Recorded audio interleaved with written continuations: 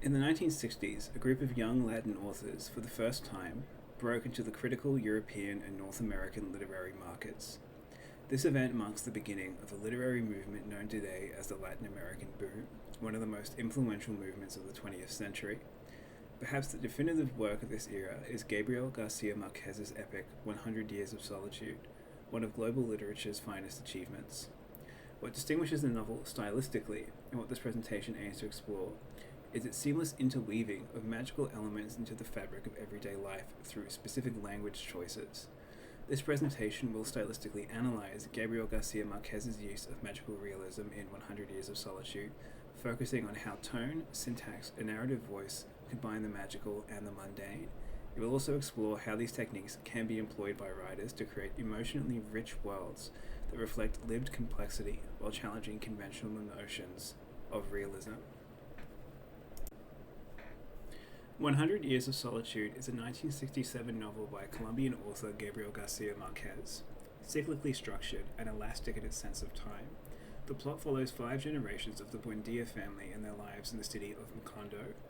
A city of mirrors reflecting the world and people around it, Macondo and its inhabitants are literary vehicles by which Garcia Marquez restages Latin history through a narrative voice that refuses to distinguish between realism and fantasy.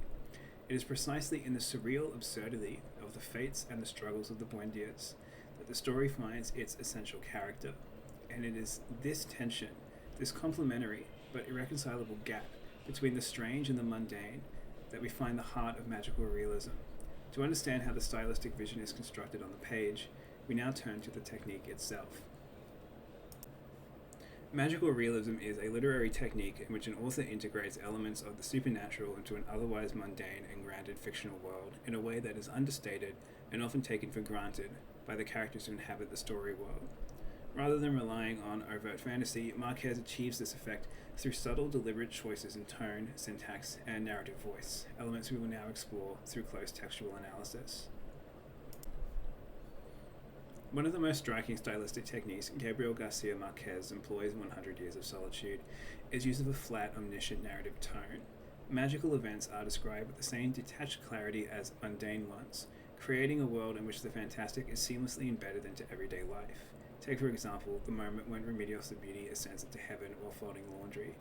Marquez writes, Ursula, almost blind at the time, was the only person who was sufficiently calm to identify the nature of that determined wind, and she left the sheets to the mercy of the light as she watched Remedios the Beauty waving goodbye in the midst of the flapping sheets that rose up with her, abandoning with her the environment of beetles and dahlias, and passing through the air with her as 4 o'clock in the afternoon came to an end, and they were lost forever. With her, in the upper atmosphere, not even the highest flying birds of memory could reach her. The language here is calm and observational. The syntax flows uninterrupted, and the vocabulary avoids any hint of spectacle or spiritual awe. The event is narrated with the same casual tone as a report on household chores. This tone is critical to the magical realist effect. It suspends disbelief by refusing to flag the supernatural as unnatural. For writers, this illustrates how tone can be weaponized to normalize the absurd. By maintaining a steady narrative voice and avoiding emotional punctuation, Marquez collapses the boundary between reality and impossibility. It's a technique that invites readers to feel wonder without being told to, and it's one that authors can adapt to give surreal elements emotional plausibility. Another essential stylistic strategy on 100 Years of Solitude is the way Garcia Marquez blurs the boundary between fantasy and reality, not through shock or contrast, but through seamless integration. This is exemplified in the passage describing Macondo's insomnia plague, where the villagers gradually lose the ability to remember names, objects, and even their own identities. Marquez writes, "The system demanded so much vigilance and moral strength that many succumbed to the spell of an imaginary reality, one invented by themselves, which was less practical for them, but more comforting." Here the concept of imaginary reality is presented not as delusion or metaphor, but a lived condition within the narrative. The diction, spell, comforting, invented, evokes both psychological and magical dimensions without declaring either to be dominant. The syntax is fluid, unbroken, and calmly observational, contributing to a dreamlike rhythm that softens the surreal into the believable. Rather than highlight the implausibility of the situation, the language treats it as inevitable. For writers, this demonstrates how carefully chosen language can dissolve genre boundaries. When surreal elements are rendered in emotionally or linguistically familiar terms, they become experientially real for the reader, a technique that invites authors to experiment with tone and syntax, but embedding symbolic or fantastical content into grounded narratives. Continuing, repetition and patterning are key tools Garcia Marquez uses to reinforce the novel's magical realist atmosphere, lending the narrative both a mythic rhythm and a sense of historical inevitability. One of the most obvious patterns is the repeated use of names, Jose Arcadio, Aureliano, Remedios, across multiple generations of the Buendia family. This repetition flattens the distinction between individuals, blurring identity and time, until the characters seem fated to relive the same struggles under slightly different conditions. The narrator often collapses timelines, referring to new characters with names steeped in legacy, while offering little in the way of internal differentiation. The effect is both disorienting and hypnotic, as if the novel itself is caught in a generational loop. Another recurring motif is the imagery of rain and solitude, the 4-year rainstorm after the massacre, the symbolic silence that falls over Macondo, and the isolating destinies of each generation. These linguistics and structural patterns mimic the cadences of oral storytelling, where repetition reinforces memory and myth. For writers, Marquez's use of repetition offers a powerful lesson in thematic layering.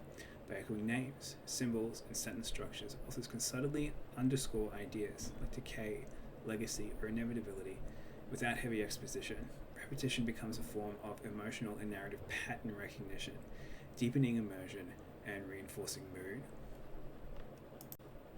The cumulative effect of Garcia Marquez's stylistic choice is a reading experience that defies conventional expectations of narrative realism. By maintaining a neutral tone, flattening emotional responses, and integrating magical events into the ordinary without comment, the novel encourages readers to accept the impossible, not as fantasy, but as truth with emotional or symbolic weight. For example, when a rain of yellow flowers falls upon Macondo after the death of Jose Arcadio Buendia, the language offers no scientific explanation or narrative framing. The event simply happens, dreamlike, beautiful, and totally unchallenged by the narrator or characters. The technique disorients the reader just enough to invite awe and reflection rather than skepticism. It trains the audience to read with intuition rather than logic, interpreting events on emotional and metaphorical levels.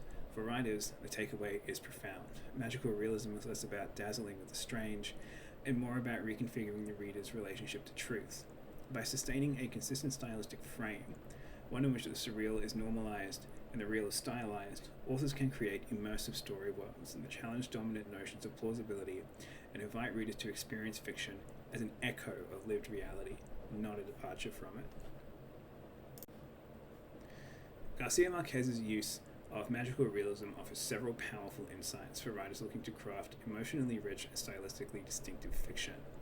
First and foremost, his work demonstrates that the effectiveness of surreal or supernatural content lies not in its shock value, but its stylistic integration.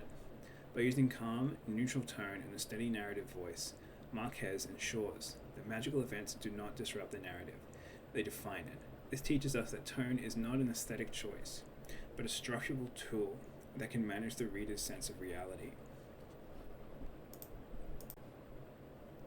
Secondly, Marquez shows that the placement of magical elements, seamlessly folded into otherwise realistic contexts, enhances their impact. The ordinary becomes extraordinary not because it is labeled as such, but because it is treated as if it is not. Writers can take this lesson into their own practice by exploring how diction, syntax, and rhythm can be manipulated to collapse boundaries between genres, moods, and modes of perception. Third, his use of repetition and patterning offers a way to build resonance without overt explanation. Recurring names, symbols, and narrative loops allow Marquez to evoke the weight of history, myth, and inevitability through structure alone. For contemporary writers, this suggests a method of thematic development that doesn't rely on exposition, but instead rhythm, echo, and association. Finally, magical realism invites us to challenge dominant ideas about truth and storytelling. It reminds us that fiction need not be bound by logic or empirical realism to feel emotionally true. It encourages writers to think not only about what a story says, but how it makes the reader believe in what is being said, through language, tone, and the silent agreements forged between the narrative voice and the reader's trust. As a part of this unit, I've also explored magical realism in my own creative work, particularly in a draft short story I've been developing this semester.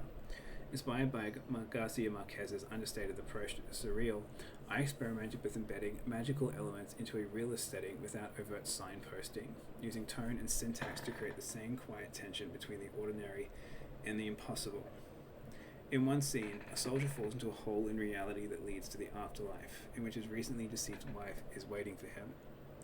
They found a hole in Baghdad, 10 feet off the ground, black as hunger, perfectly circular and singing. They played basketball around it in the gym in which it was located. He reaches out. She is warm. She turns around. It's her. He is scared, but she leaps into him. They roll down the hill and lie in the sand until the stars burn out. In this passage, I tried to channel Marquez's tonal flatness and emotional understatement. The magical element, the holes in reality, is not treated as extraordinary, but something quietly integrated into the character's experience. The language is deliberately muted, a hole 10 feet off the ground, and the mundane experience of a sport game in the midst of a bizarre and a surreal event. My goal was to mimic the narrative voice of 100 Years of Solitude, to let the surreal emerge gently within the texture of a domestic moment, rather than announcing it as symbolic or dramatic. This experiment helped me appreciate the technical discipline behind magical realism. The magic works not because it is explained or rationalized, but because it is emotionally aligned with the character's internal state. For me, this was a way to explore grief and reconciliation through metaphor, but in a form that feels lived in rather than literary. Marquez's example taught me that the key to this technique is restraint, to trust the reader's intuition, and to let language quietly carry the impossible into the believable. To conclude, 100 Years of Solitude exemplifies how magical realism functions not simply as a genre or theme, but a deeply embedded stylistic strategy. Through neutral tone, seamless narration, and careful repetition, Gabriel Garcia Marquez blurs the boundary between the magical and the mundane, reshaping how we engage with narrative truths. By examining the novel's use of tone, voice, syntax, and patterning, we've seen how the surreal is made emotionally credible, not by explanation, but by stylistic consistency. For writers, Marquez offers a masterclass in how to challenge realism without losing resonance, how to create immersive, symbolic worlds by treating the impossible with sincerity. His work encourages us to approach language not as a tool of description, but as an engine of belief, capable of crafting realities that are strange, profound, and deeply human. Magical realism, in the end, isn't just about adding magic to a story. It's about using language to reimagine how we experience the world and how we might help readers to experience it too. Thank you.